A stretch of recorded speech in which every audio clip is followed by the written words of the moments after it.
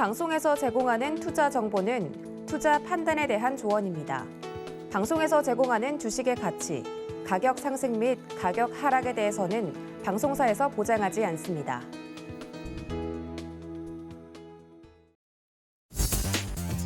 안녕하세요. 순간포착 매매 시그널의 이수연입니다. 전일 코스피 시장에서는 외국인과 기관이 동반 사자세를 보이면서 5거래일 만에 3,250선을 회복했습니다. 코스닥 시장도 1,050포인트에서 거래 마쳤는데요. 특히 외국인들이 선물 시장에서 2조 원 넘게 사들이면서 5년 만에 최대치를 기록했습니다.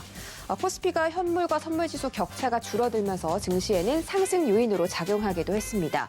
또 정부가 조금 전에 현행 거리두기 4단계 안을 발표를 했습니다. 현행 4단계를 2주 동안 연장하기로 결정하면서 오늘 지수 흐름도 체크를 해보셔야겠습니다. 또 조금 전에 마감된 뉴욕 3대 지수는 3대 지수 일제히 강보합권에서 머무르는 모습 보여줬습니다. 다음 주에는 대형 기술 기업들의 실적 발표가 예정되어 있는데요. 그래서 투자자들은 기술주에 뛰어들며 마이크로소프트와 애플의 주가가 상승하는 모습을 보였습니다. 그러나 경제 지표는 좋지 않았습니다. 전일 발표된 신규 실업수당 청구 건수는 예상치를 훌쩍 뛰어넘은 41만 9천 명이 발표가 됐는데 이에 따라서 경기 둔화 우려가 재개되며 국채 수익률이 1.2%대로 떨어졌습니다. 또 국제유가는 최근의 낙폭에 대한 반발 매수세와 국제유가 수요가 지속될 것이라는 전망에 2% 급등하며 71.9달러 선에서 거래를 마쳤습니다. 오늘은 이번 주 마지막 장입니다. 순간포착 매매 시그널과 함께해 보시기 바라겠습니다.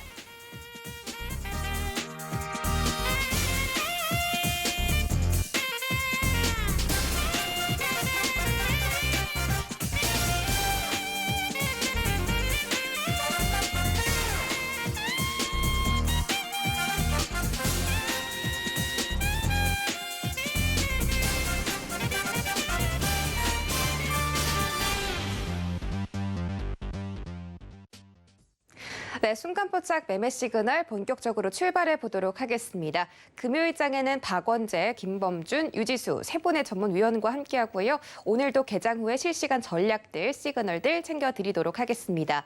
실시간 소통 창구도 활짝 열어두고 있습니다. 유튜브 서울경제TV 채널 놀러 오셔서 저와 함께 실시간으로 주식 이야기까지 나눠보시기 바랄게요. 자, 그럼 본격적으로 출발해보기 전에 서울경제TV 아침을 여는 오픈맨 정재훈 전문위원의 주유소 포스트 먼저 확인하고 가겠습니다. 네, 정재훈 전문위원의 주유소 포트 현황입니다. 엑세스바이오가 10% 수익률 달성하면서 목표가 이미 달성을 했고요. 비트컴퓨터도 수익률 26% 챙겨가며 목표가를 달성했습니다. HLB도 마찬가지로 수익률 22% 달성을 했고 목표가 43,000원에 도달했습니다. 오리온홀딩스가 전일보다 손실률을 조금 줄였고요. 현대 엘리베이 마이너스 1%대 움직이고 있습니다. 다음 장 보시죠. 네, 다음 장에서 한라홀딩스가 플러스 8%대 견고하게 유지해주고 있습니다. 이화공영이 플러스권으로 돌입을 했는데 앞으로 주가 상승도 기대해보도록 하겠습니다. 네, 정재훈 전문위원 바로 만나볼게요. 안녕하세요. 안녕하십니까, 정재훈입니다. 네, 반갑습니다. 자, 지금 코스피 코스닥 예상지수 출발이 엇갈렸다가 지금은 다시 양지수 모두 상승 출발로 예상되고 있는데 전일 뉴욕 증시가 상승하긴 했지만 3거래일 연속 상승하고 있는 데다가 지금 고점에 대한 부담감이 조금 있는 것 같습니다. 전일 우리 시장에서 반도체 지수 굉장히 좋았는데 오늘 시장 대응은 어떻게 해볼까요? 예, 전날 뉴욕 증시는 상승으로 좀 마무리가 됐고요. 한국 시장도 강박권역에서 좀 출발을 하지 않을까 싶습니다. 그렇기 때문에 출발은 괜찮은 그런 모습들을 좀 보일 것 같은데 이제 장 개장을 했을 때 이때의 흐름들을 좀 계속적으로 좀 체크를 해봐야 되지 않을까라고 좀 보여집니다. 최근에 주도 업종, 주도 섹터 이런 부분들을 좀 보게 된다라면 단연코 2차전지 쪽으로 좀 볼 수가 있을 것 같아요. 친환경 쪽의 업종군들, 섹터들이 그나마 좀 괜찮은 그런 모습을 보여주고 있고 순환매가 좀 나오는데 사실 이 부분들이 실적이 좀 괜찮아요. 어제 IT 쪽 섹터가 좀 강한 모습들이 나왔던 것은 여러 가지 이유가 있겠지만 그래도 실적이 좀 뒷받침되기 때문이다라고 좀 보시면 좋을 것 같거든요. 그렇기 때문에 2차전지 쪽이라든가 풍력, 태양광 이쪽에 있는 업종군들 같은 경우는 순환매가 좀 계속 볼 수 있다라는 점 그 부분을 좀 기억을 하시면 좋을 것 같고요. 그리고 이들 주도 섹터 이후에 좀 볼 수가 있는 부분들, 뭐 정책주라든가 이런 부분들도 있어요. 근데 정책주들은 조금 쉬어가는 그런 모습들이 좀 나올 수가 있는 그런 상황들이기 때문에 모아가는 전략은 좀 유효해 보이지 않나라고 좀 보여집니다. 어닝 시즌이기 때문에 수급이 좀 개선되는 그런 종목군들은 여전히 좀 봐야 될 것 같아요. 특히나 이제 어제 IT 쪽 섹터, 특히나 반도체 쪽 섹터에서 매기가 좀 많이 들어와주는 그런 모습을 좀 보였었는데, 기관 쪽보다는 외국인들의 힘이 좀 상당히 컸습니다. 그렇기 때문에 그 부분들이 오늘 차익 매물이 좀 나와주는지 그 부분도 좀 봐야 될 것 같고요. 어제 수급적인 부분들이 좀 상당히 좋았었어요. 특히나 이 선물 쪽에서 외국인 쪽에서 1조 9천억대, 당주에 2조대가 넘는 선물을 좀 매수를 해줬었는데, 이 부분들이 오늘도 이어질 수 있는지를 좀 봐야 될 것 같고요. 또 하나는 기관 쪽이 어제 금융투자 쪽에서 8,300억 정도의 매수가 나는데 단기적인 성향이 좀 강합니다. 그렇기 때문에 요게 오늘 차익 매물이 좀 나오게 된다라면 시장의 좀 변동성의 요인도 좀 볼 수가 있을 것 같고요. 코스닥 시장 같은 경우는 어제 2,500억대 비교적 큰 물량이 좀 매수를 했습니다. 그리고 마찬가지로 차익 매물이 좀 나와주는지를 좀 봐야 될 것 같고요. 지수가 상승을 하기 위해서는 어쩔 수 없이 IT와 자동차가 움직여줘야 됩니다. 삼성전자가 지금 8만 원의 저항자리대를 좀 기록을 하고 있는데 8만 원이 저항자리대가 아니라 지지라인대로 좀 바뀌어야 된다는 거, 안착을 해 놓는 그런 모습을 보여주고 그렇게 해야지만 시장은 좀 반등으로 좀 나올 수가 있을 것 같고요. 뭐 SK 하이닉스 또한 마찬가지예요. SK 하이닉스가 계속적으로 좀 약한 그런 모습을 보여주는데 바닥을 좀 다지는지 좀 봐야 될 것 같고요. 현대차나 기아 같은 경우도 바닥 권역에 있기 때문에 이들 종목들이 좀 반등이 나와주게 된다라면 지수는 조금 더 움직일 수 있다. 그렇게 좀 보시면 좋을 것 같습니다. 지수는 여전히 박스로 좀 보시면 좋다라는 거, 아직까지는 그렇게 좀 보시면 될 것 같고요. 이슈이한 트레이딩을 좀 보게 되면 KB금융과 하나금융지주 역대 최대의 상반기 실적을 좀 기록했습니다. 중간 배당도 발표를 했었는데요. 이제 하반기로 가고 연말로 갈수록 배당에 대한 부분들 관심이 좀 많을 거예요. 거기에 따른 관련주들을 보셔도 좋지 않을까 싶은데요. 많이 빠졌어요. 은행주 같은 경우 많이 빠져있는 그런 부분들이기 때문에 KB금융이라든가 하나금융지주라든가 뭐 이런 기업들 같은 경우는 기본적으로 뭐 은행 금리보다는 훨씬 몇 배 많죠. 그렇기 때문에 배당 투자를 하는 그런 분들이라면 121선 이하권역 이탈되는 그런 모습들을 보여주게 된다면 모아가는 전략도 괜찮지 않을까라고 좀 판단이 되고요. 뭐 우리금융지주가 중증 수입책 강한데요. 뭐 이러한 종목들도 마찬가지로 61선 정도에 눌러주는 그런 모습들을 보여주게 된다면 매수 포인트를 좀 잡아도 좋다. 그렇게 좀 말씀을 드리도록 하겠습니다. 두 번째 이슈는 삼성전자와 미국의 오스틴 당국하고 20조에 대한 투자 논의를 한다라는 얘기가 있어요. 8월 달에 합의를 목표로 한다라는 그런 소식이 좀 전해졌는데요. 이상하리만큼 8월 달에 하려고 하는 것들이 좀 많은 것 같습니다. 뭐 오너 리스크가 있던 그런 상황들이죠. 근데 8월 달이면 오너 리스크가 해소가 되지 않을까 싶습니다. 그러면 뭐 당연히 뭐 미국 쪽에 있어서의 투자라든가 아니면 국내 쪽의 투자 이 부분이 좀 더 발빠르게 움직여지지 않을까라고 좀 판단이 되고요. 장비사들도 그 부분들을 기다리고 있는 그런 상황들이기 때문에 어찌됐든 여기에 따른 관련주들을 좀 보셔야 되지 않을까 싶습니다. 뭐 원익 IPS 빼놓을 수는 없죠. 원익 IPS 바닥 권역에 있는 그런 부분들이기 때문에 관심 있게 좀 보셔도 좋지 않을까라고 좀 보여지고요. 에로티베춤이라는 기업도 있습니다. 진공펌프 쪽에서 유일한 상장사죠. 뭐 이런 종목들도 괜찮을 것 같고요. ISC 같은 경우도 괜찮은 그런 모습들이고요. 네페스닥스 같은 경우도 일단은 추가적인 상승 시도는 나올 수가 있을 것 같습니다. 바닥 권역에 있는 그런 상황들이기 때문에 여전히 좀 관심 있게 봐도 좋다. 그 부분 좀 말씀을 드리도록 하겠고요. 마지막으로 수급 관심주를 좀 보게 되면 첫 번째 종목으로는 테크윙입니다. 어제 장대 양봉의 좀 모습을 보였습니다. 실적이 좀 상당히 좋은 것 같습니다. 그렇기 때문에 고정을 좀 받았을 때 뭐 27,000원 이하권역에서 받아진다면 상당히 좀 좋을 것 같고요. 두 번째 부분들은 삼광 MNT입니다. 삼광 MNT도 풍력 쪽의 종목으로 좀 분류가 되어 있는 그런 사항들이죠. 추세대를 돌파를 하고 난 이후에 눌림목 구간이기 때문에 여기서 좀 더 눌러주는 뭐 18,000원 정도 때 눌러주는 그런 모습을 보여주게 된다면 한 번쯤은 매수 포인트를 좀 잡아봐도 좋을 것 같으니까요. 오늘 시장에 관심 있게 좀 보셔도 좋을 것 같습니다.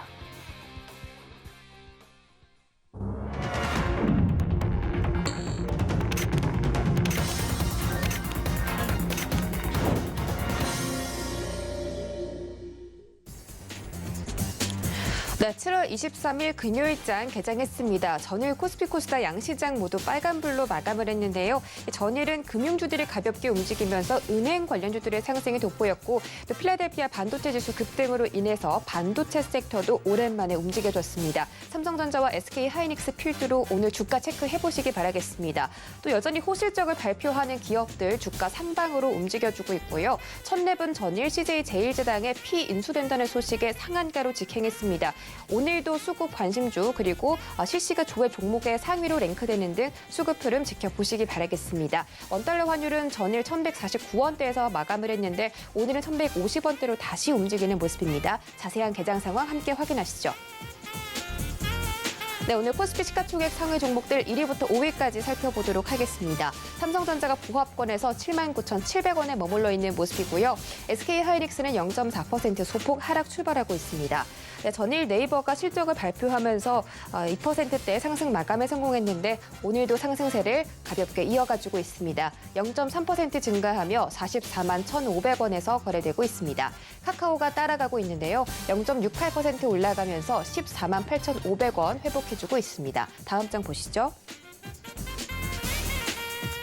네, 다음 장에서는 혼조세가 나타나고 있습니다. LG화학과 현대차를 제외하고 모든 종목들이 파란불을 켜고 있는데 전일 LG화학이 1.7%대 상승으로 마감한 데 이어서 오늘도 상승 출발에 성공한 모습입니다. 현재 가격은 83만 원 선 돌파했습니다. 현대차는 0.2% 소폭 올라가며 22만 9천 원 선에서 거래되고 있고요. 삼성 바이오로직스가 오늘 1%대에 다시 빠지고 있습니다. 연일 하락세를 보이고 있는데 삼성 바이오로직스 주가 잘 체크해보시기 바라겠습니다. 지수 보시죠. 네, 오늘 양지수 상승 출발에 성공을 했습니다만 코스피 시장은 예상보다는 조금 부진한 모습 보여주고 있습니다. 0.08% 올라가며 3,252선에서 거래되고 있고요. 외국인들의 수급이 조금씩 들어오고 있는 모습입니다. 네, 코스닥 시장은 개인들만이 받쳐주고 있고 오늘 0.3% 강보합권에서 출발하며 현재 1,053포인트 지나가고 있습니다. 시가총액 상위 종목들도 살펴보시죠. 네, 코스닥 시가총액 상위 종목들 전일 급등세가 나왔던 카카오게임즈가 오늘은 하락 출발하고 있습니다. 1%대 하락 보이고 있고요. 최근에 랠리를 보여줬기 때문에 고점 부담에 따라서 1% 급락이 나오는 것으로 확인되고 있습니다. 현재 가격은 99,100원 선 지나가고 있습니다. 네, 에코프로비엠은 다시 반등세 보여주고 있습니다. 1.35% 상승하며 26만 9,500원 선에서 거래되고 있습니다. 헬스케어와 제약은 아직까지는 방향을 좀 잡지 못하는 모습인데 제약이 그래도 강보합권에서 움직여주는 모습입니다. 다음 장 보시죠. 네, 다음 장에서는 SK머티리얼즈가 오늘도 상승 출발에 성공합니다. 5거래일 연속으로 상승해주는 모습인데 1.2% 올라가며 44만 8,300원까지 거래되고 있습니다. 네, 지난 15일부터 이날까지 6거래일 연속 상승 마감이고요. 네, 지난 상반기 내내 30만 원 선에서 머무르다가 네, 올해 하반기에서는 어디까지 주가 상승 펼쳐갈지 지켜보도록 하겠습니다. 네, 시젠이 오늘 0.9% 올라가며 7만 6,900원에서 거래되고 있고요. RTO지는 0.9% 빠지고 있습니다. 나머지 종목들에서는 보합권에서 움직이고 있습니다.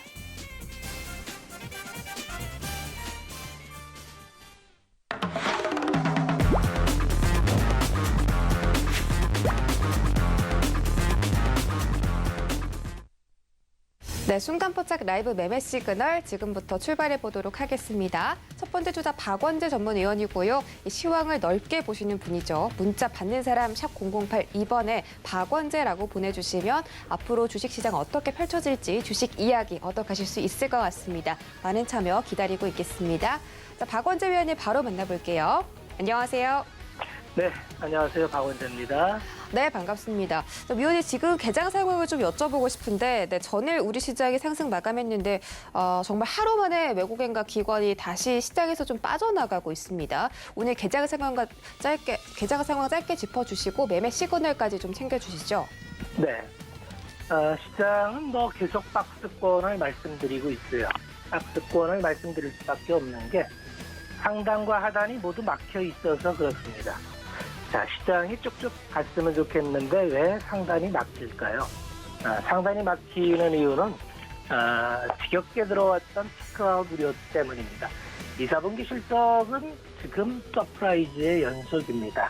발표하는 기업들마다 전부 사상 7위치예요. 그러면 왜 안 올라갑니까?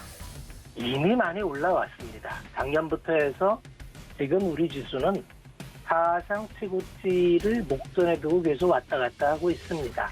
그러면 여기서 더 올라가기 위해서는 뭐가 필요합니까? 라고 물으신다면 지금 사상 최대치를 찍고 있는 게 피크아웃이 아니고 경기가 계속 확장될 수 있다는 확신이 필요합니다. 경기가 확장될까요? 수축될까요? 얘기대로 피크아웃일까요? 이것에 대한 투자자의 정의가 필요합니다. 개인적으로는 이거에 대해서 이제 모멘텀이 좀 필요합니다. 이 모멘텀이 이제 중국에서는 지준율 인하로 나왔고요. 대체적으로 통화정책은 지금 확인이 됐습니다. 통화정책은 지금의 물가 상승을 일시적인 걸로 본다는 연준의 의견을 듣고 있는 중이고요. 연준이 일시적이라고 하면 일시적이다라는 얘기죠. 두 번째는 이제 다음 주 말로 예정되어 있는 미국의 부채 한도 협상이 남아 있습니다. 부채 한도 협상을 아마 이번에 타결이 당연히 안 될 걸로 보고 있는데, 그러면 어떤 문제가 생기느냐 하면은 채권 발행을 할 수가 없습니다. 자, 채권 발행이 안 된다는 건 공급이 안 된다는 거죠. 그렇게 되면은 최근의 채권 강세하고 연관이 돼 있습니다. 최근의 미국채 수익률이 1.2대에 머무르고 있는 거는 정상 시장 금리라기보다는 이러한 거에 연동된 수급적인 요인이 강하다고 봐야 됩니다. 그러면 어떻게 될까요? 이 금리가 물가 상승을 반영해서 올라가는 흐름이 나와야 됩니다. 이런 흐름이 아마 부채 협상이 타결되고 미국의 인프라 투자안이 타결이 되고 뭐 이러한 변수를 통해서 불확실성이 해소되는 이후 그렇게 본다면 여름은 뭐 계속 박스권에 머물 수밖에 없는 상황이고요. 뭐 오른 달에서 뭐 흥분할 거 없고 떨어진 달에서 실망할 거 없습니다. 계속적인 박스권 상황이다 이렇게 보시면 될 것 같고 우리가 기다리는 지금의 이런 불확실성이 해소될 때 시장은 다음 흐름 경기 확장에 대한 확인이 나타날 때 다음 흐름을 갈 수 있겠다 이렇게 보시면 되겠습니다. 자, 오늘 이제 매매 시그널을 좀 말씀을 드릴 텐데요. 첫 번째 종목은 포스코입니다. 포스코는 뭐 제가 철강 업황에 대해서는 굉장히 뭐 작년 하반기부터 지속적으로 말씀을 드리고 있는 사항인데 포스코의 이번 실적이 나왔는데 사상 최대치로 나왔습니다. 분기 영업이익이 2조 2천억이 나왔어요. 사상 최대치입니다. 매출 18조에 분기 영업이익이 2조 2천억. 이 숫자에 대해서 이제 잘 따라오지 못하시는 분은 이 숫자가 어떤 의미를 갖는지 좀 받아들이기 힘드실 것 같은데 포스코의 현재 시가총액은 30조입니다. 30조의 시가총액을 갖고 있는 기업이 2조 2천억을 분기에 하면은 연간으로 하면은 7조 5천억을 지금 바라봅니다. 그러면 허밸류로 해서 한 5배 수준이 왔다 갔다 해요. 지금 시장이 13배 수준 받고 있는데 한 5배 수준이라면 이 기업이 싼가요? 비싼가요를 묻고 있는 겁니다. 투자는 좀 단순하게 생각할 필요가 있습니다. 올라갈까 내려갈까 가격만 보면은 아무런 단서를 찾을 수가 없어요. 그러면 지금 아까와 연동돼서 경기가 피크아웃이라면은 다음 분기부터는 이게 떨어지는 거고요. 피크아웃이 아니고 확장 규모로 간다면 이 이익이 유지된다고 본다면 포스코는 이 가격이 싸도 너무 싼 가격이죠. 여기에 대한 판단이 필요로 할 겁니다. 그래서 투자는 가격을 보는 게 아니라 다음 분기, 다다음 분기에 어떤 매크로 흐름을 따라가는 걸로 이해하시면은 아마 판단이 쉬울 것 같습니다. 자, 두 번째 기업은 현대차입니다. 현대차도 작년에 슈팅한 이후에 뭐 대형주의 모든 그림이 그렇겠습니다만 아주 반년에 걸쳐서 장기 박스를 그리고 있습니다. 8만 원대를 찍었다가 이제 내려오니까 이 고점에 물리신 분들은 제법 물려 있습니다. 사실 우리 방에서는 워낙 밑에서 들어갔죠. 10만 원 초반대부터 이제 들어가 있었으니까 이 정도 기간 행보는 충분히 견디고 있고 견딜만 하다고 생각을 합니다. 중요한 거는 현대차가 작년에 왜 이렇게 올라갔었고 두 번째는 왜 행보를 하는지, 그리고 이번에 마찬가지로 분기 실적이 나왔는데 역시 사상 최대의 매출이 나왔습니다. 분기 사상 처음으로 30조를 넘었고요. 두 번째는 1조 8천억이라는 분기 실적이 찍혔습니다. 똑같은 고민을 갖고 있습니다. 대형주는 모두 다 똑같은 고민을 갖고 있는데 피크 아웃이냐는 이제 고민을 갖고 있습니다. 자, 현대차의 1조 8천억 분기익은 정말 여기가 피크 아웃일까요? 이거에 따라서 이제 하반기 전략이 다 달라지게 됩니다. 개인적으로 이렇게 이제 매출단 증가보다도 놀라운 게 이제 이익단의 증가인데 영업이익률이 놀랍도록 올라갑니다. 영업이익률이 3%대에서 직전 분기를 보면은 1% 경상을 겨우 넘기는 이런 영업이익률에서 6%대로 올라섰습니다. 기업은 항상 세 가지만 보면 됩니다. C 곱하기 Q. 이게 이제 매출이 되는 거죠. 이 Q도 중요하지만 가격이 굉장히 중요합니다. 가격 전가가 되는가. 이게 이제 기업 분석할 때는 너무너무 중요한 거고요. 이 P 곱하기 Q가 결국은 매출액이 되는 거고 여기서 코스트를 빼면은 이게 이제 영업이익이 되는 겁니다. 자, 여기서 현대차가 매출 30조를 찍은 Q도 늘어났지만 그거에 기여한 거는 ASP, 평균 판매 단가가 올라갔다는 얘기입니다.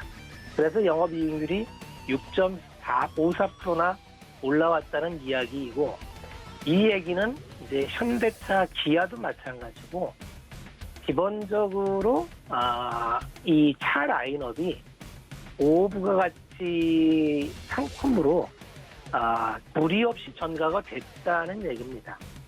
지금 세계 자동차 시장은 아주 백병전이에요. 유럽차가 지배했던 고급차 시장에 브랜드로 이제 제네시스가 안착이 된 느낌입니다. 이것이 결국은 평균 ASP, 평균 매출 단가를 높여줬고요. 이게 안착이 된다면 향후로도 현대차는 영업이익률 단에서 이제 예전에 아주 저가, 로우 하이 단계는 벗어나는 거 아니냐. 그렇게 본다면 마찬가지로 현대차가 48조인데 마찬가지로 한 7조에서 8조입니다. 그러면 마찬가지로 현대차에도 7배예요. 7배가 비싸다고 생각하면 투자 못하는 거고 싸다고 생각하면 투자를 하는 겁니다. 여기에 더해서 피크 아웃이냐는 문제에 대한 고민만 해결이 된다면 현대차도 싸다 비싸다 판정하는 게 그렇게 어렵지 않다고 생각이 됩니다. 자, 세 번째 종목이 이제 카카오 게임즈예요. 요 날이죠, 첫날. 상한가 쳤던 날 제가 방송에서도 얘기했었고 우리 이제 단톡 카톡방에도 이야기를 드렸죠. 신작 오딘이 1위에 올라선 거는 모바일 게임사에서 상당히 의미 있는 일이다. 이건 좀 지켜볼 필요가 있다. 왜 그러냐면 국내는 이제 그동안 1위를 압도적인 투주대가 아닌 NC소프트의 리니지가 갖고 있었기 때문입니다. 리니지가 아주 확고하게 차지하고 있던 1위 자리를 카카오 게임즈의 오딘이라는 역시 MMORPG 장르의 게임인데 이게 이제 자리를 차지하고 지금까지 유지하고 있죠. 참고적으로 게임은 이 매출 순위가 굉장히 중요합니다. 국내에서 아마 매출 1위를 하면 일평균 매출이 한 20억에서 30억 정도 될 겁니다. 20억 잡으면 한 달 매출이 어떻게 되나요? 600억이죠. 600억에 12달 하면 7,200억 매출입니다. 카카오 게임즈는 자체 플랫폼을 쓰기 때문에 수수료 부담이 없습니다. 영업이익률이 40% 이상이 나올 거고요. 그러면 한 4천억. 이 게임 하나에서 지금 같은 상황이면은 4천억 이상 나온다는 얘기입니다. 그 외에 다른 게임들도 많이 있죠. 충분히 납득할 만한 상승이고요. 다만 이게 얼마나 안착되느냐는 좀 살펴봐야 됩니다.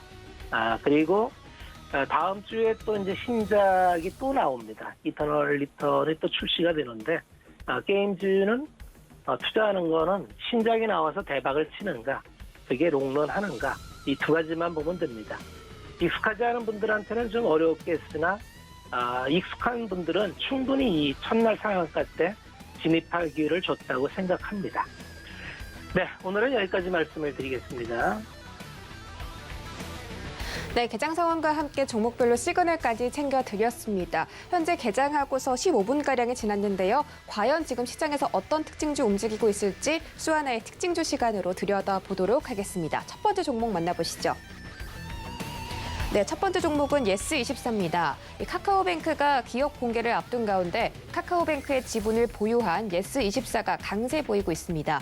예스24는 카카오뱅크 지분의 1.97%를 보유하고 있다고 하는데요. 예스24의 지분을 50% 보유하고 있는 지주회사인 한재 예스24 홀딩스까지 함께 강세를 보이고 있습니다. 현재 한재 예스24 홀딩스는 6%대 급등이고요. 예스24가 거래량이 훨씬 더 많습니다. 9% 넘게 급등하면서 14,750원대에서 거래되고 있습니다. 일봉 보시죠.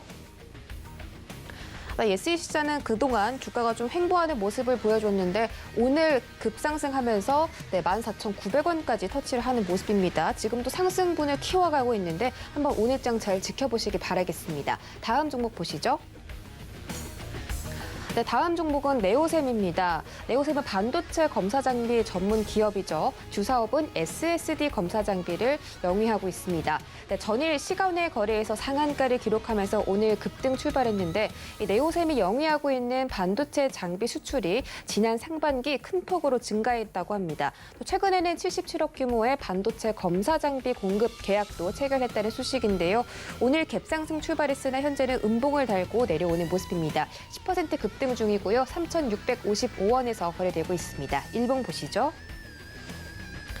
네, 네오셈도 횡보를 굉장히 오랜 기간 동안 해왔는데요. 네, 오늘 갭상승 출발했지만 윗꼬리 달고 내려오면서 3,875원 터치하고 현재는 3,660원대에서 거래되고 있습니다. 다음 종목 보시죠. 네, 다음 종목은 넥스트 사이언스입니다. 이 넥스트 사이언스의 관계사인 나노젠이 코로나19 백신인 나노코박스의 임상시험 결과를 최종 제출했다는 소식에 상승세를 보이고 있습니다. 네, 나노젠은 이달 말 임상 3상의 중간 결과를 도출한 후에 베트남 보건부에 긴급 사용 허가를 재신청할 예정이라고 전했습니다. 넥스트 사이언스 오늘 8% 급등 중이고요. 27,350원대에서 거래되고 있습니다. 일봉 보시죠. 네, 넥스트 사이언스는 사실 오늘뿐만이 아니라 주가 상승 계속해서 이어오고 있는데 2월 28일에 14,150원에서 거래되고 있었고 현재 한 달가량 지났습니다. 주가가 2배 뛰었죠. 27,700원까지 터치한 후에 오늘도 급등하면서 견고한 흐름을 유지해주고 있습니다. 네, 수하나의 특징주 시간으로 현재 급등주들, 포착된 종목들 살펴보고 돌아왔습니다. 다음 주자로는 김범준 전문위원 만나볼 텐데요. 그 전에 문자 받는 사람 샵 0082번에다가 김범준이라고 3글자 보내주시면 바이오의 아들이죠. 이 바이오 종목들 좀 집중적으로 여쭤볼 수 있을 것 같습니다. 많은 참여 기다리고 있을게요. 김범준 전문위원 바로 만나보겠습니다. 안녕하세요. 안녕하세요. 네, 반갑습니다. 자, 현재 시장 상승 출발하면서 그 상승세를 유지해주고 있고요. 코스피 시장에서 기관 매수세가 좀 들어오고 있습니다. 오늘 시장 전망과 함께 종목별로 시그널을 챙겨주시죠. 네, 일단 오늘 장 상황 나쁘지 않고요. 일단 어차피 이게 장 초반이라 계속 지켜봐야 되겠다는 생각을 좀 가지고 있는데 먼저 종목들을 좀 살펴보겠습니다. 그래서 처음 볼 종목은 이제 휴마시스인데요. 휴마시스는 이제 진단키트로서 최근에 아주 무서운 상승세를 보이고 있던 업체고, 등락폭이 조금 있기는 하지만, 어쨌든 이제 다만 최근에 진단키트주들이 약세장을 좀 펼치면서 휴마시스 역시 힘을 못 받고 흘러내리는 모습을 또 볼 수는 있었는데, 일단 휴마시스의 그 주력 제품은 감염성 질환, 그다음에 여성 질환, 그다음에 암표지자 등의 검사 제품을 이제 공급하는 업체입니다. 그래서 특히나 코로나 관련해서 이제 항원, 자가 진단 키트는 국내 조건부 승인, 그리고 이제 오스트리아, 스웨덴, 덴마크 등에서 이제 사용 승인을 획득했고요. 최근에는 이제 독일에서도 사용 승인을 획득한 이력이 있는 업체로서 진단 키트 내에서는 상당한 입지를 다졌다라고 볼 수 있는 회사인데, 실적을 좀 살펴보면 매출이 이제 90억 원대에서 2020년부터는 매출이 370억 원으로 껑충 뛰었습니다. 그래서 기존 제품 판매인 한 87억 이 정도까지도 합치면은 460억 원의 매출을 달성했고요. 그리고 이제 또 어제 공시가 나왔는데 휴마시스가 270억 원 정도 되는 금액의 코로나19 신속 항원 진단 키트를 브라질에 공급하는 계약을 맺었다라는 이제 소식이 나와서 이제 오늘 아주 좋은 출발을 또 보이고 있는데, 이는 지난해 매출 대비 거의 60%에 육박하는 수치로서 상당히 의미 있는 수주 공시고요. 어제 종가로만 이제 시가총액이 약 6,400억 규모로 유지 중이었는데, 오늘은 이제 한 7천억대 흐르고 있는 상태를 좀 볼 수가 있고, 어쨌든 이렇게 좋은 공시가 나왔고 흐름을 잘 타면은 일조 클럽도 가능할 수 있는 위치라서 들고 계신 분들은 상당한 기대를 하실 것 같습니다. 그래서 어쨌거나 진단 키트로서는 이제 전 세계적으로 자체 제품을 인정받고 있고 또 실제 매출까지 이어지고 있는 형세라서 앞으로도 이제 지속적인 수급을 기대하실 수 있을 것 같네요. 그래서 다만 어쨌거나 실적이 거의 코로나 관련된 매출이라서 전 세계적으로 코로나 확진자가 점차 줄어드는 모습을 보인다면은 사실 장기 투자하시는 분들 입장에서는 좀 매도를 준비를 하셔야 되겠고, 단기적으로 보시는 분들 같은 경우는 그때까지는 볼 필요는 없겠죠. 그래서 원하는 수준의 수익률이 나왔다면 분할 매도를 좀 하시고 또 기회를 노려보는 것도 또 하나의 전략이기 때문에 이렇게 이슈가 끊이질 않고 또 수주 공시까지 해주는 이런 기업들은 앞으로 주가가 크게 슈팅해줄 수 있는 발판이 마련된 것이라 어디에 기대도 전혀 이상하지 않은 상태입니다. 단기적으로나 중기적으로나 어디에 갖다 붙여도 다 좋은 상황이라 신규 매수하실 분들은 이제 현재 재료들이 좀 많이 노출이 된 상태이고 또 소멸했다라고도 볼 수는 있겠지만 어쨌든 이런 부분은 좀 주의를 해서 매매하셔야 된다라는 의견을 좀 드리고 싶습니다. 다음 종목은 이제 파라다이스인데요. 파라다이스 하면은 이제 또 한국에서 관광을 선도하는 기업이죠. 그래서 호텔이나 복합 리조트, 그 다음에 게임, 레저 등의 이제 사업을 진행하고 있는 업체인데 사실 그 중에 매출의 대부분은 외국인을 고객층으로 하는 이 카지노 사업입니다. 그래서 카지노 사업인데 최근에 코로나19가 터지면서 손실을 좀 크게 본 기업 중에 하나고요. 또 코로나 이전에는 시가총액이 한 3조대를 기록하는 모습을 볼 수 있었는데 지금은 이제 사실 좀 직격탄을 맞아서 그런지 시가총액이 절반 수준으로 줄어든 모습을 또 볼 수 있습니다. 아까 말씀을 드렸지만 파라다이스의 주 영역이 카지노 영역이라고 말씀을 드렸는데 우리나라에 있는 대표 카지노 업체 하면은 딱 하나가 떠오르죠. 강원랜드가 이제 떠오르는데 가장 큰 차이점은 강원랜드는 이제 국내에 있는 국민을 고객으로 운영하는 업체고 이 파라다이스는 외국인을 고객으로 운영하는 업체입니다. 그래서 코로나 때문에 외국인 관광이 단절되고 그러면 이제 엄청난 손실을 또 입고 있는 입장이지만 사실 이제 이런 거는 재무제표만 봐도요 바로 눈에 띕니다. 그래서 영업이익이나 순이익 이런 부분에서는 꾸준한 적자를 기록하고 있는데 그래서 이제 이 기업의 신용 등급마저도 한 단계 하락한 모습을 볼 수 있습니다. 그래서 차트를 보시게 되면은 상당한 꿀렁거림이 좀 많습니다. 그래서 잔잔바리처럼 이렇게 흘러가는 잔바다가 아니라 해일처럼 크게 오고 가고 하는 모습을 좀 볼 수 있는데 최근에 오른 건 아무래도 이제 백신 보급으로 인해서 코로나 사태가 진정되는 모습이 좀 있었죠. 그래서 또 관광을 하겠다, 여행하겠다라는 소식에 여행주들이 또 반짝하고 이런 모습들 좀 있었는데 다시 또 주가가 반등하는 모습 볼 수 있었습니다. 파라다이스 역시. 근데 또 바로 내려가는 모습이죠. 아시다시피 델타 변이 때문입니다. 그래서 어쨌거나 이런 종목들은 흐름만 봐도요. 그래서 일단 당장의 큰 파동은 없을 것 같고 델타 변이가 좀 잡혀간다 라는 인식이 좀 사람들 속에 좀 들어오고 또다시 관광할 수 있겠다, 해외여행 갈 수 있겠다, 이런 얘기들이 나오기 시작하면은 그때 또 주가가 반등할 수 있을 거로 보여지고요. 일단 지금은 사실 델타 변이가 활기치고 있는 입장에서는 시그널이 그렇게 좋지는 않습니다. 그래서 이제 지금 지지선도 깨지고 주가가 갈피를 못 잡고 계속 이제 흐느적거리고 있는데 이런 거는 이제 델타 변이의 추세를 좀 보시다가 그때 잡아도 된다라고 말씀을 좀 드리고 싶어요. 그래서 고점에 물리신 분들 같은 경우는 최대한 이런 시기에 저점 물타기를 좀 하셔야 될 것 같고 또다시 좋은 흐름이 온다면 또 관광할 수 있다 이런 얘기 온다면 그때는 이제 또 탈출할 수 있는 기회가 오는 거고 저점 매수하신 분들은 그때는 이제 또 수익 실현할 수 있는 기회가 오는 거라 이런 델타 변이에 대한 흐름을 좀 보셔야 될 것 같아요. 그리고 이제 주의하고 있는 람다 변이 또 이것도 같이 보셔야 기회를 엿보시는 수 있는 부분인데 어쨌거나 람다 변이가 델타 변이처럼 또 한번 휘적거리면은 파라다이스의 주가 상승에 또 제약이 걸릴 수 있는 거라서 이런 것들을 좀 보셔야 된다라는 의견을 좀 드리겠습니다. 마지막 종목은 이제 KC텍인데요. KC텍 같은 경우는 이제 17년도에 KC라는 기업에서 인적 분할로 설립된 반도체 회사죠.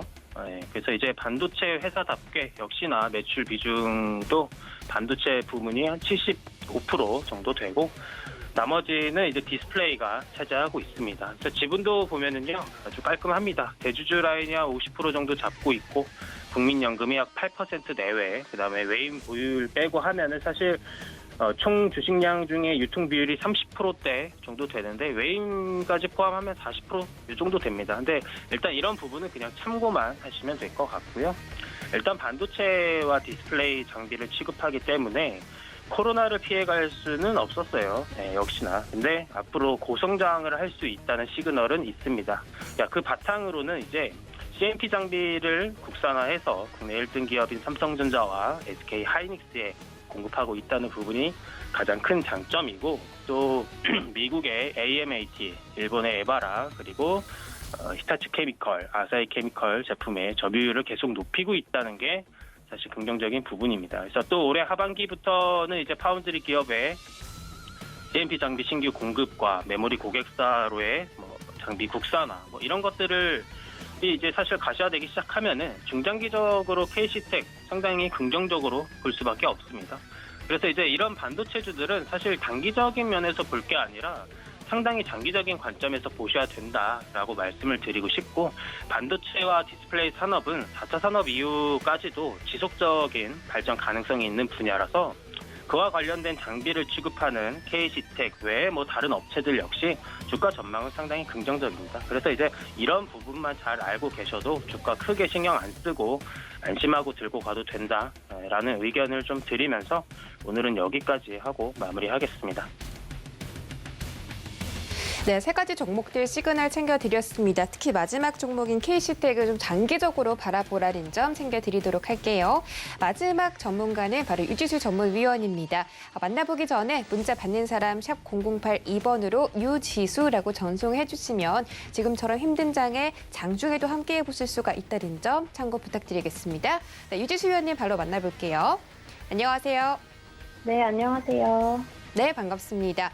자, 현재 시장 계속해서 상승불 플러스권에서 움직여주고 있죠. 코스피는 약간 간당간당하긴 한데 그래도 기관들이 전일에 이어서 매수세를 이어가주는 모습입니다. 네, 오늘 개장 상황 짧게 짚어주시고요. 종목별로 특징주까지 챙겨주시죠. 네, 일단 어제 미증시는 발표된 지표들이 부진했지만 반등세를 이어갔습니다. 특히 애플이나 구글, 아마존, 그리고 페이스북 같은 주요 기술주들이 다음 주 실적 발표를 앞두고 기대감의 강세를 보였는데요. 이 영향으로 현재 네이버 그리고 카카오 같은 종목들이 장초 강세를 보이고 있고요. 이외에도 지금 시장에서는 뭐 코로나19 관련주라든지 아니면 카카오뱅크 그리고 엔터주들이 좀 강세를 보이고 있는 게 좀 눈에 띕니다. 그리고 거래두기 4단계가 2주 연장함에 따라서 언택트 관련주들도 좀 수급이 유입이 될 수 있기 때문에 이런 부분들 좀 체크를 하시면서 보시면 좋을 것 같고요. 시청자분들께서 문의 주신 종목들 한번 살펴보도록 하겠습니다. 첫 번째 종목은 동양 EMP인데요. 동양 EMP는 전원 공급장치 전문 제조업체인데 휴대폰용 충전기 등의 주력 제품을 제조해서 삼성전자 그리고 삼성 SDI와 같은 기업들에 공급 중입니다. 삼성전자 쪽에서만 전체 매출의 한 40% 정도가 발생을 하고 있고요. 동양 EMP를 좀 눈여겨보셔야 되는 이유가 전기차용 무선 급속 충전 플랫폼을 개발하는 국책 과제를 수행 중에 있기 때문인데요. 특히 개발 중인 무선 충전 플랫폼은 정차 중일 때뿐만이 아니라 주행 중에도 무선 급속 충전이 가능한 시스템입니다. 충전 방식이 이렇게 다양해지면 굳이 대용량 배터리를 차체에 탑재할 필요가 없어지고 전기차 생산 원가의 40%를 차지하는 배터리 가격이 좀 하락이 나오겠죠. 그렇게 되면은 내연기관보다 전기차가 더 저렴해질 수 있다는 점이 이 무선 급속 충전 플랫폼이 가져올 수 있는 긍정적인 효과로 보고 있고요. 전기차 보급 확대에 따라서 충전소 보급 또한 확대가 되고 있고 앞으로 더욱 시장이 커지는 것은 당연한 부분인데 동양 EMP에서 무선 충전 플랫폼 개발에 성공을 하게 된다라고 하면 그 수요는 더욱더 급격히 좀 증가할 것으로 보입니다. 미래의 가치 가중치인 멀티플 확대 요소로도 좀 작용할 것으로 보이고요. 현재 재무도 굉장히 좋은 상황입니다. 매년 한 4천억 원가량의 매출을 내고 있고 2020년도 매출액은 19년도 대비 소폭 감소했지만 영업이익은 오히려 증가하는 등 굉장히 안정적인 모습을 보여주고 있고요. 주가도 재무나 모멘텀에 비해서 굉장히 저평가된 구간이다라고 보고 있고 가져가시는 기간에 비례하는 수익을 좀 내실 수 있는 종목이다라고 의견을 드리고 싶고요. 물론 장기로 보셔도 굉장히 좋습니다. 시가총액도 1,400억 원대로 비교적 좀 가벼운 종목이라 탄력도 좋은 편이고 최대 주주 지분도 한 40% 정도로 준수한 편입니다. 현재 추세 하단 영역대로 장기 이평선 돌파를 시도하는 모습인데 대세 상승 초입으로도 좀 해석을 할 수 있는 부분으로 매수 가능하다라는 의견을 드리도록 하겠고요. 다음 종목으로는 대한전선 보도록 하겠습니다. 국내 최초 종합전선 회사로 초과압 케이블 그리고 통신 케이블 등이 좀 주요 제품인데요. 전선 전력 설비 관련주고 원자력 케이블 또한 생산을 하고 있기 때문에 원전 관련주로도 분류가 됩니다. 2020년 10월부터 호방건설로의 매각 이슈로 급등을 한 차례 보였었고 올해는 코스피 200 편입 그리고 수용 원자력 발전소 이슈로 6월 초까지는 대시세를 분출한 상황인데요. 최근 전선 전력설비 종목들이 폭염 이슈로 급등이 나아질 때 대한전선은 거래 없는 조정이 이어지고 있는 상황입니다. 현 주가는 고점 대비 절반 수준까지 좀 내려온 상황이고요. 만약에 여기서 2,500원 지지가 나와준다라고 하면 다시 한번 반등은 나와줄 수 있는 구간이긴 하지만 이탈을 하게 될 경우에는 2,000원 부근까지 추가적인 조정을 좀 피하기는 어려울 것으로 보이고요. 이미 대부분의 호재가 좀 반영이 된 상황이고 실적 대비 좀 고평가 구간이다라고 보여지기 때문에 신규로 매수하시기에는 좀 부담스러운 구간입니다. 그렇다고 매도하시기에는 또 조정의 거래가 없는 상황이기 때문에 방금 말씀드렸던 2,500원에서 2,600원대 지지 여부가 중요해 보이고요. 조금 더 지켜보시면서 대응을 하시는 편이 좋을 것 같습니다. 그래서 대한전선은 관망 의견 드리도록 하겠습니다. 인터파크 보도록 하겠습니다. 인터파크는 국내 최초의 인터넷 종합 쇼핑몰로 전자상거래 사업을 하는 기업이죠. 항공권이나 숙박권과 같은 여행상품 판매 중개라든지 아니면 공연, 영화, 스포츠 티켓 판매, 그리고 도서나 음반, 중고서적 판매로 여러분들이 굉장히 자주 접하셨을 기업이죠. 주요 자회사로는 아이마켓 코리아로 지분을 한 41% 정도를 보유하고 있고요. 올해 초부터는 백신 접종으로 여행 수요 회복에 대한 좀 기대감에 급등이 나왔었는데 여기에 사회이사가 대선 후보의 지인이다라는 점이 부각이 되면서 정치 테마주로도 분류가 되었고 또 최근에는 카카오로의 경영권 매각 이슈로 또 상승이 나와준 바 있습니다. 코로나19 영향으로 여행이나 뭐 공연, 영화, 스포츠에 대한 수요가 급감하면서 작년부터 영업이익이 적자로 전환이 되었고 아직까지는 코로나19 이전 수준까지는 회복을 좀 다 못한 상황입니다. 여기에 경쟁 업체들이 굉장히 많이 생겼고 이 업체들이 공격적인 투자를 이어가면서 쇼핑 부문 매출액도 매년 감소하는 추세이고요.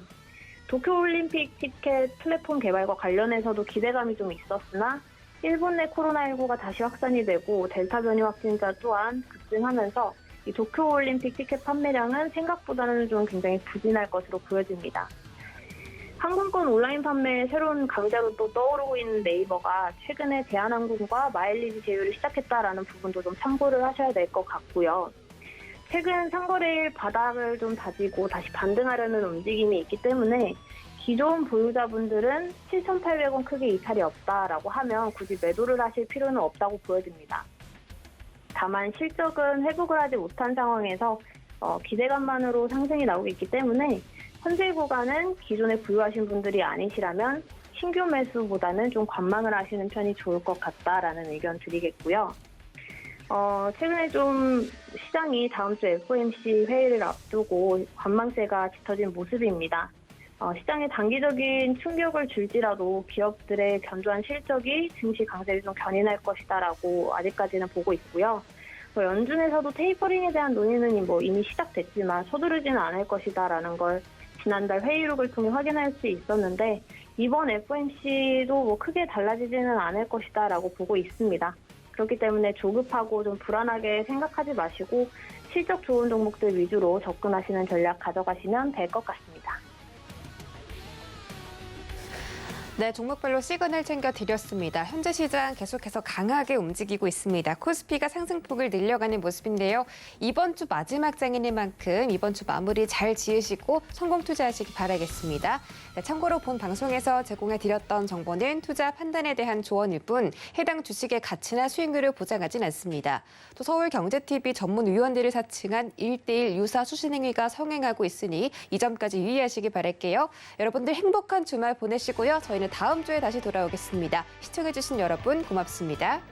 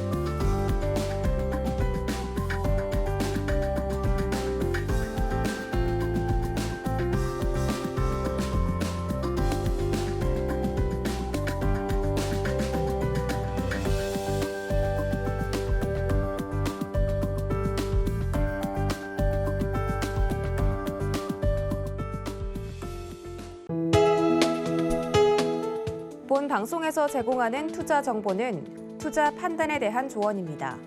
방송에서 제공하는 주식의 가치, 가격 상승 및 가격 하락에 대해서는 방송사에서 보장하지 않습니다.